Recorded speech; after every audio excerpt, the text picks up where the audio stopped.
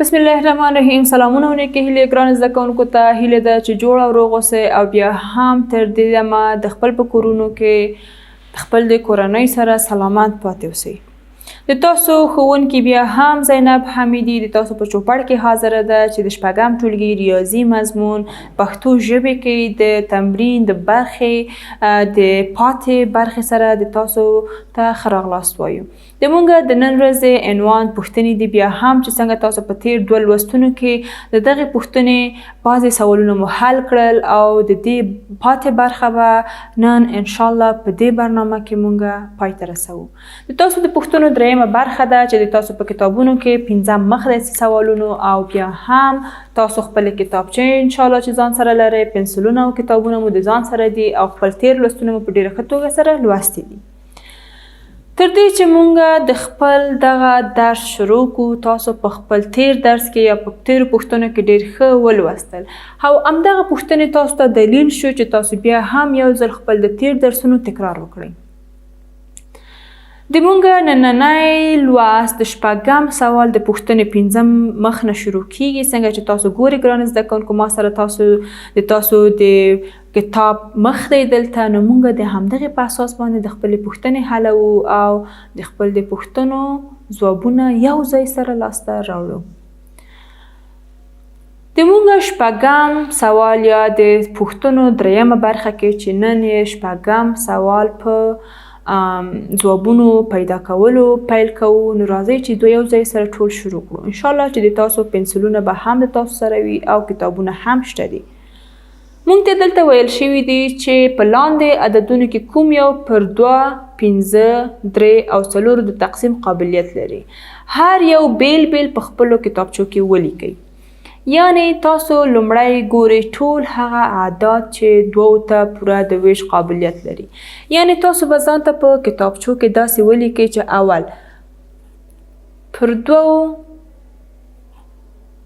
د ویش قابلیت الف ب جیم. بل به ولیکئ تاسو پر 5 د ویش قابلیت، بیا هم الف ب او جیم. ولی الف ب جیم. بل مثال مو دی چې پر 3 باندې د ویش قابلیت، پر 3 د ویش قابلیت الف ب جیم. راز زده کوونکو، لومړی به مونږ د خپل دغه 3 جزء حل کړو او بیا هم د هغې پاتې جزءونه به بیا یو ځای سره وکاروو. مونږ به ګورو د خپل د قوانینو په اساس باندې لومړی الف جز حلوو، بیا به ب جز حلوو، بیا به جیم جز حلوو او هغه اعداد چې پر 2 د ویش قابلیت لري په هر جز کې چې پیدا کړو بیرته به په هماغه جز کې لیکو. مونږ ته په الف کې ویل شوي چې تاسو باید هغه اعداد دغه الف جز کې زه پیدا کړم چې پر 2 د ویش قابلیت ولري. ځکه ما ویل چې دلته پر 2 د ویش قابلیت، نو زه په هر جز کې باید هغه اعدادو ته مې پام وي چې پر 2 د ویش قابلیت ولري. د تعریف د مخې مونږ ویلی شو هغه اعداد چې د هغې یویز او لسیز یویز جفت یا صفر وي پر 2 پوره د قابلیت ویش لري. 4 ویش پر 2 پوره د قابلیت ویش لري. نو زه یې دلته په دې ترتیب لیکمه. 10 هم پوره قابلیت تقسیم ځکه یویز یې صفر دی. 48 هم لري ځکه یویز یې جفت دی. 80 هم لري یویز یې صفر دی. 89 نه لري نو نه یې لیکو. 2 هم لري ځکه چې یویز یې جفت عدد دی. 51 نه لري ځکه چې یویز یې طاق دی. 80 نه لري یویز یې طاق دی. 90 نه لري یویز یې طاق دی. 99 پر 2 د ویش قابلیت نه لري ځکه یویز یې طاق دی. نو موږ د الف جز حل کړل او ټول هغه اعداد چې پر 2 د قابلیت ویش درلوده په الف کې مو ولیکل. بیا هم ب ته راځو. ب کې موږ بیا هم هغه عدد ګورو چې فقط یویز عدد په نظر کې نیسو. که چیرته یویز یې 2 ته پوره د ویش قابلیت درلوده نو ټول یې لري. څنګه لکه اوس چې 100 یې لري. ولې؟ ځکه چې یویز یې صفر دی.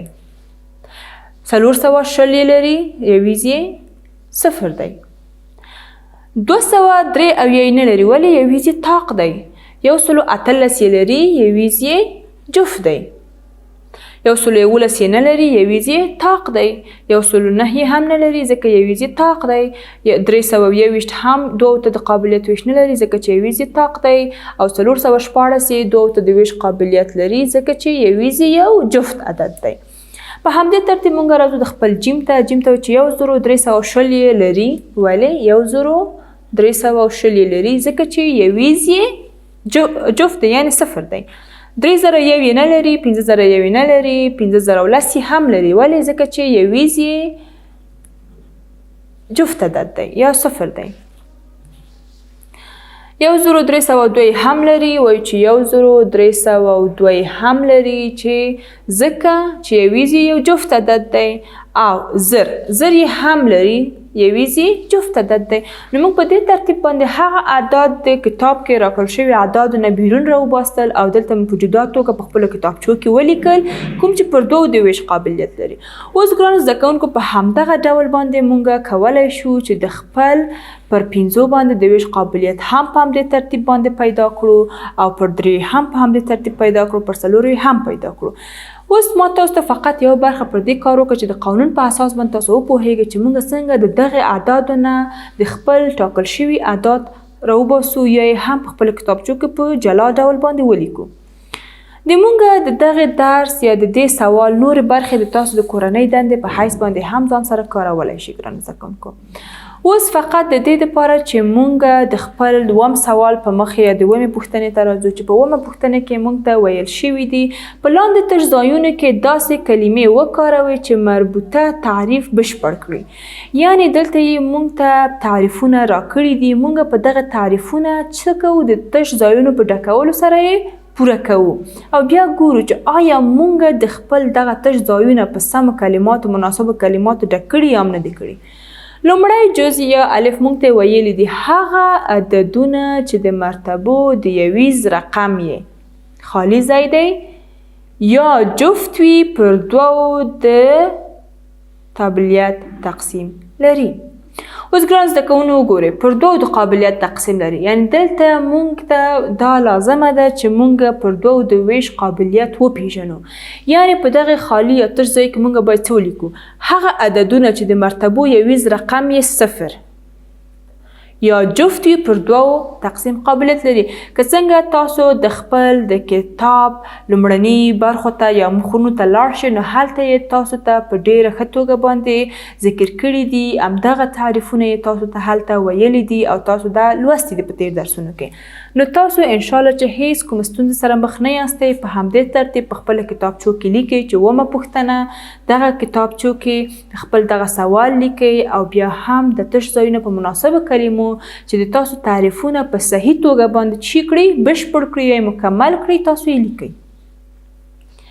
دویم جزء موږ ته ویلي که چیرې یو عدد د رقمونو پر 3 پوره تقسیم شي هغه هم عدد پر 3 د تقسیم قابلیت یا وړتیا لري. یعنی ګرانو زده کوونکو موږ دغه د خپل عدد یا تش ځای په داسې یو مناسبې کلمې ډکوو که چیرته موږ د خپله جمله بیرته د سره ولولو نو د موږ د جملې معنا د هغې تش ځای کلمې سره مکمله شي. څنګه؟ که چیرې د یو عدد د رقمونو ګورئ ګرانو زده کوونکو دلته یې موږ ته ویل شوي چې پر 3 پوره تقسیم وي، یعنې دغه درس یا دغه تعریف د پر 3 د ویش د قابلیت نه اخیستل شوی نو موږ د تعریف په اساس ویلی شو که چیرې د یو عدد د رقمونو مجموعه پر 3 پوره تقسیم شي هغه هم یو عدد دی چې پر 3 د قابلیت تقسیم یا وړتیا لري. نو که چیرې تاسو بیا هم یو ځل د خپل کتاب په لنډه توګه باندې وګورئ نو تاسو کولی شئ چې هلته وپوهیږئ چې دغه جمله بالکل سمه ده، یعنی موږ تش ځای په ډیره مناسبه کلمه ډکه کړې ده. یعنی که چیرې د یو عدد د رقمونو مجموعه پر 3 پوره تقسیم شي هغه عدد هم پر 3 د تقسیم قابلیت یا وړتیا لري. ګرانو زده کوونکو د همدې سره موږ راځو د خپل دریم جز ته، یعنې د اومې پوښتنې دریم جز ته. هغه عدد چې د مرتبو د یویز رقم یې ځای تش دی یا 15 وي هغه عدد پر د تقسیم قابلیت لري. ګورئ ګرانو زده کوونکو بیا هم دلته 2 قوانین دي. تاسو سره د تاسو تعریفونه شته دي. د تیر درسونو تکرار هم تاسو په کتابچو کې په مفصله توګه سره شته. بیا هم د خپل د اطمینان دپاره خپل کتابونه وګورئ. د تاسو د کتابونو په 3م مخ کې تاسو ته ویل شوي دي چې دغه تعریف قابلیت د تقسیم پر 5 باندې. که چیرته هغه تعریف د دې سره تطابقات ولري نو موږ ویلی شو چې حتما دغه تش ځایونه به د 15 د ویش قابلیت د الفاظو سره ډکیږي. څنګه؟ راځئ چې وګورو آیا موږ یې رښتیا هم همداسې کولی شو او که نه. ډېر ښه ګرانو زده کوونکو، هغه عدد د مرتبو د یویز رقم یې 0 یا 15 وي. هغه عدد پر 15 د تقسیم قابلیت لري. بالکل سمه ده، آفرین.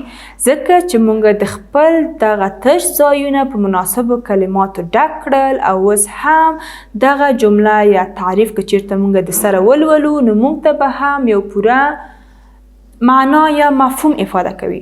راځئ چې بیا هم سره یو ځای ولولو. امید ده چې تاسو هم د ما سره یو ځای لولئ. هغه عدد چې د مرتبو د یویز رقم یې 0 یا 15 وي، هغه عدد پر 15 د تقسیم قابلیت لري. ډېر ښه ګرانو زده کوونکو، په دې توګه باندې موږ وکولی شو چې د خپل دغه نننۍ پوښتنه یا دا تش ځایونه مو په مناسبو کلمو سره ډک کړل. نو د موږ د کلمو یا د دغه جملو مفهوم مو پوره کړه. بیا هم زه تکراروم یو ځل چې د تاسو 8مه پوښتنه یعنې ویل شوي چې په لاندې عددونو کې کوم یو پر 2، 15، 3 او 4 د تقسیم قابلیت لري. یعنې هر یو بیل بیل تاسو کولی شئ چې خپله کتابچو کې ولیکئ چې پر 2 د ویش قابلیت، پر 15 د ویش قابلیت، پر 3 د ویش قابلیت او هم په 4 د ویش قابلیت. او بیا هم د هغې اجزاوې ذکر کړئ چې الف، ب، ج. تاسو ته چې کوم جدول په کتاب کې درکول شوی دی د هر قابلیت د تقسیم یا د ویش هغه به تاسو په جدا توګه سره څه کوئ؟ حلوئ به. یعنې که چیرته تاسو قوانین په سمه توګه حفظ کړي وي او تمرین کړي وي، هغې ته مې ډېر مثالونه په خپله کتابچو کې کار کړي وي، نو اوس یې کولی شئ چې د هر عدد د تحلیل سره یا هم د هغې تطابقات د تعریف سره کولی شئ چې همدغه مثالونه په ډېره ښه توګه څنګه چې ما دلته تاسو دپاره د مثال په توګه پر 2 د ویش قابلیت کار وکړل، په همدې توګه باندې تاسو کولی شئ چې پر 15 د ویش قابلیت، پر 3 د ویش قابلیت او یا هم پر 4 د ویش قابلیت د هغې د قوانینو په اساس باندې تاسو حل کړئ.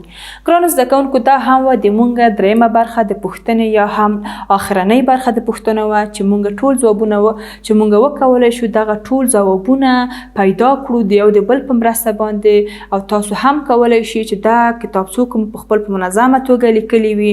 که چیرته د تاسو په ښوونځي کې د تاسو ښوونکي تاسو نه دغه پوښتنې وکړي نو تاسو کولی شئ چې په ډیره اسانه توګه او په ډیره ښه توګه د دغې سوالونو ځواب د تختې تر مخې یې هم په خپلو ښوونکي ته ووایئ. نو په دې ترتیب باندې لا هم تنها همدغه د کتاب پوښتنو باندې اتکا مه کوئ. کوښښ وکړئ چې تاسو خپل چاپیریال کې خپل د همزولو سره، خپل ملګرو سره لا نور مثالونه هم پیدا کړل، یو د بل نه پوښتنې وکړئ او دغه سوالونه یو د بل سره تکرار کړئ. ګرانو زده کوونکو، دا هم وه د مونږ آخرنۍ برخه د پوښتنې چې په بله برنامه کې به د یو نوي لوست سره د نوي عنوان سره د تاسو په چوپړ کې حاضرېږو. تر بیا هم مو خدای مل شه. ښه وخت تاسو ته غواړم. په ځان پام لرئ.